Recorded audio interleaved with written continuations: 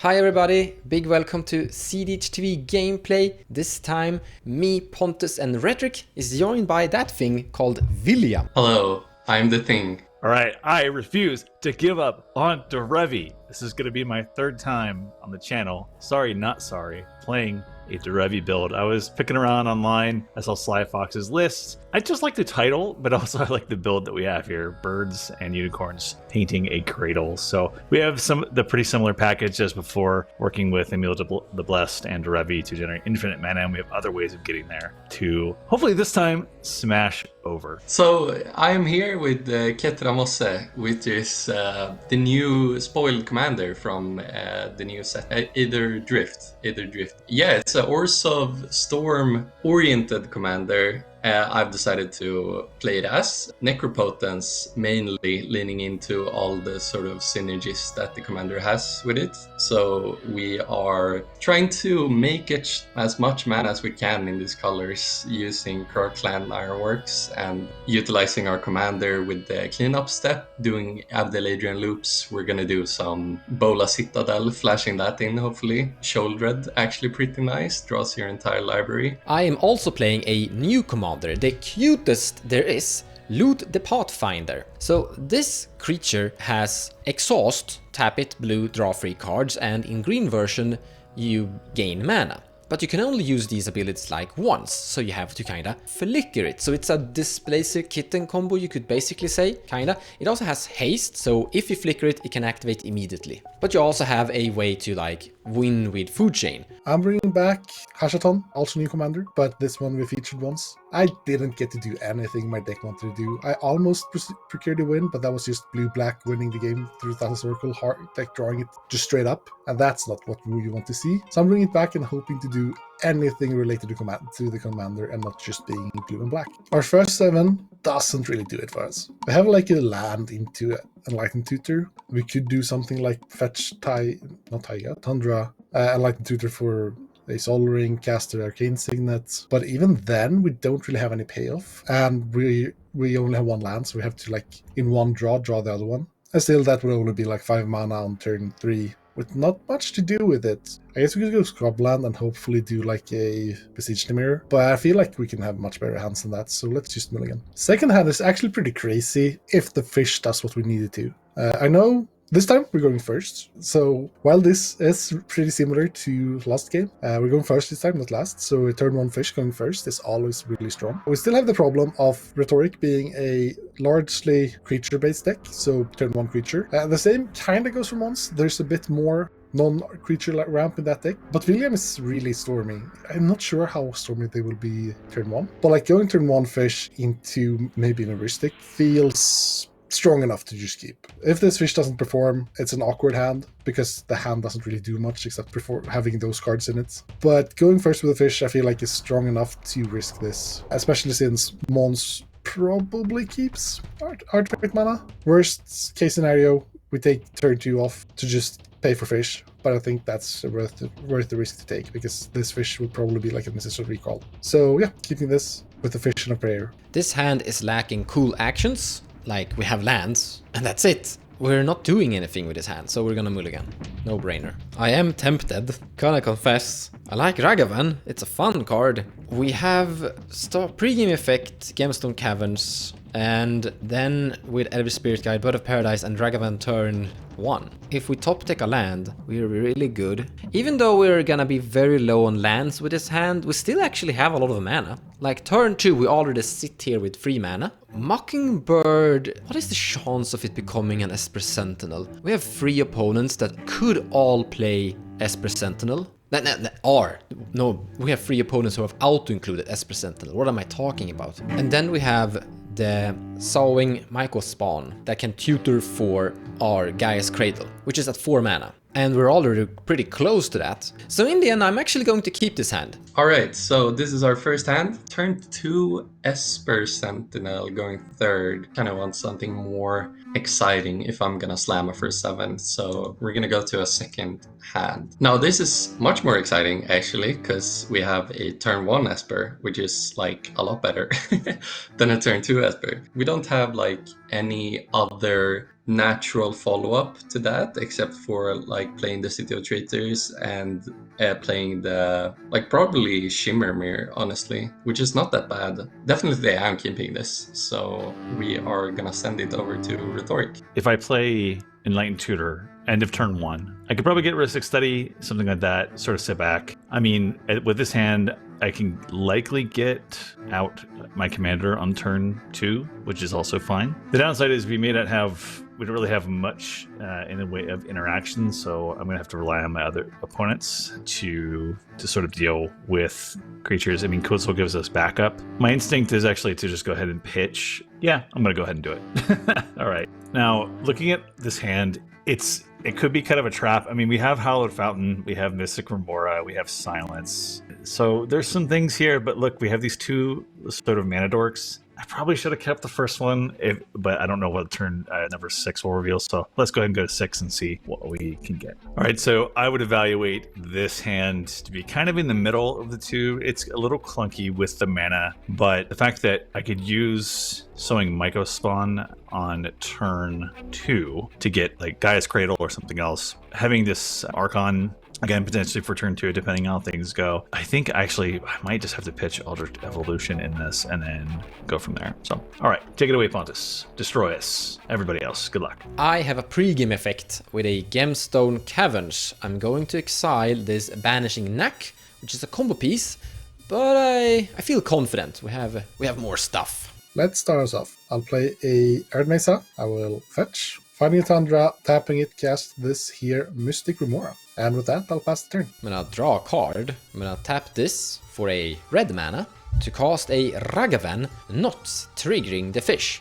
Then I'm going to cast a Bird of Paradise by exiling this Elvish Spirit Guide. Sadly, we don't have a land drop, but we're looking pretty mana powerful anyway. Pass. Alright, take my turn. I will draw. I'll play this Silent Clearing as land for turn, lose a life, and cast an Esper Sentinel. If that is good, I will pass my turn. Man, I love being 4th. Let's draw a card, and we will play this Mana Confluence, and we will tap it to play a Mana Vault, not paying for any taxes. Pass. I will untap, and I will pay for fish. Then I will draw a card. Land for turn would be a Command Tower. And then I will be spicy and pass. I'm going to draw a not land. I'm going to go to combat and I'm going to attack at Derevi, Rhetoric. The reason is actually this. So Pontus has some really cool cards, but they're really expensive and I can't really afford them at the moment. But Derevi has a little bit more, let's go creatures that can tap for mana, just rocks in general, and I want that. Once again, I love being 4th. Let's peel off the top. You got a Ranger Captain. That is actually pretty good. So we can either cast Mockingbird and gain an Esper Sentinel, or we cast Ranger Captain of Eos, which we can only do now. Ranger Captain is actually pretty good versus these guys, especially that one that is sitting there looking smart right now. He has a Bola Citadel, and that victory is gonna go away, especially also Necropotence, by the way, too. Pontus is not that affected, but I don't think that a Mockingbird into an Esper Sentinel is going to securely give me enough card right here. Pontus is probably gonna keep that fish around for another turn cycle because he's stubborn, but in the end I'm actually gonna go for the Ranger Captain of Eos. If I get into a stage where I can suddenly win the game, it's a great Grand Abolisher variant. I'm grabbing a Delighted Halfling on my Ranger Captain ETB effect, and then I'm passing the turn. Untap and draw, play a City of Traitors, and then we are going to pass the turn. Defense is online. Let's untap, play an Arid Mesa as my land for turn. I'm gonna sack it and fetch. We'll get a Savannah, play a Utopia Sprawl. You guys drew, cool. I'll just name blue. I am going to put an Archon of Emeria into play. I will pass turn after that. I don't like that. Why do people have to play stacks creatures? It's just rude and unnecessary. But at this point, I do have the removal for it. I'm not sure if I want to kill it. So my hand right now doesn't really do anything. I'm probably just paying for fish and passing. If I was to draw a land, which I can't guarantee, there's a world where I would want to play Talisman, sack fish, play Talisman and Commander, I think, to have Rhystic Fierce back up next turn. But like I can't guarantee that either way. And also, I feel like I'm not a huge fan of tapping out, keeping fish up, because if William storms off, I can't really interact right now. But at the same time, I feel like I'm kind of relying on someone to take a lot of game actions to draw me into the game, because currently I have no mana. So my alternatives here are to kill the Archon and probably pay for fish. Not kill the Archon, probably let fish die and play a Talisman to play like heuristic later, but the heuristic is still really bad. And I actually think, even though I don't like it, I think my best chances are to kill this Archon. And then hoping that people take game actions to draw me cards. There's a risk William wins from this, and I'm not gonna say that I am not aware of it, but I also think my hand doesn't do anything, and like if this Archon sticks, people just start to pay for my taxes. I'm gonna go out of my way and swords this Archon in the end step. I'm not paying for Esper Sentinel. I'll gain 3 life, or 2 life, yes. With that said and done, I'll go to my turn. I'll pay for fish. I'll draw a card. It's not the land, so I will go to cleanup. I will discard this Scholar of the Ages, and then pass turn. Untap and draw. I still think that the person we should hit is going to be Rhetoric with Ragavan, but Ranger Captain is going at Pontus. No blocks. You got a Retraction Helix, and it will not. And no blocks for me, so I'll take 3. We're not going to cast the thing that we stole, we're going to cast a Kinnan with the Gemstone and the bird. Then we're going to crack this treasure and use it for a... Oh, it's a little bit awkward, but it is what it is. We're gonna use 2 blue mana, and we're gonna cast a Mockingbird, X equals 1. And I'm going to make it enter as an Esper Sentinel. And then I'm passing the turn with an enormous amount of mana production from 1 land. I have effects in your end step, actually. Flash in this Shimmer Mirror. Take my turn. Untap and draw a card. I will tap City of Traitors for 2 colorless. I will play a Caves of Kolios. And I will be casting a Ranger Captain of Eos. Ranger Captain resolves, I will get a Children of Corlys into my hand. Cast a Relic of Prodiginous. I will not be paying for Mystic Remora or Esper Sentinel. I will be passing my turn after that. Untap, cast a Favorable Elder, and then we're going to pass. Untap, upkeep fish trigger, and since no one is feeding this damn thing, I'll just sacrifice it and draw for turn. Land for turn would be a Water Grave, which I will take 2 from. While I insulted it, I do kind of miss the fish, so I'll play its brother, the Thirsty Study, not paying for Espers. And with Thirsty can play, I'll just pass my turn. I'm gonna draw a card. I'm gonna play this Volcanic Island as a land drop. Combat first. This time we are going to attack Pontus with a Ragavan,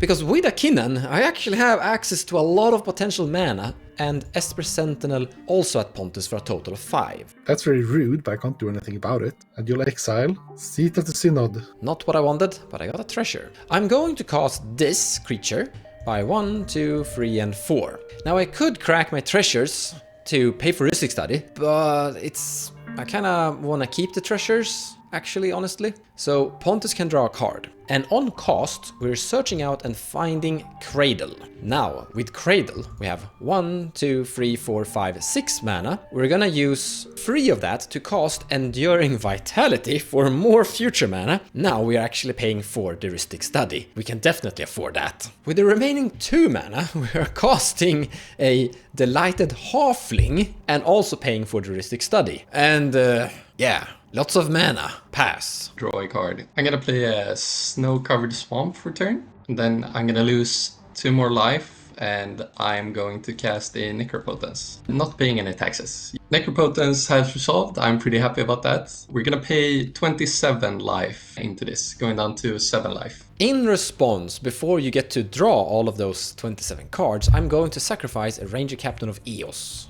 It will go back to the Derevi player's graveyard. Absolutely. I have no response to the Ranger Captain crack. I am good to go to my end step and resolve my Necropotence triggers. Going up to 34 cards in hand. Why am I nervous about this? Alright, I've moved to my cleanup step. Necropotence is a very funny card. It has, instead, contrary to the other Necro dominance, Necropotence creates triggers on the stack, which usually in cleanup step there is no random priority, but since there are triggers on the stack that can always be responded to because it's a trigger, we have a random priority. And another interesting thing about the cleanup step is that beginning of cleanup step, where all silence effects go away, basically. It's part of the rules for the cleanup step. With that in mind, I'm not on the Ranger Captain anymore, and I will be responding to all of these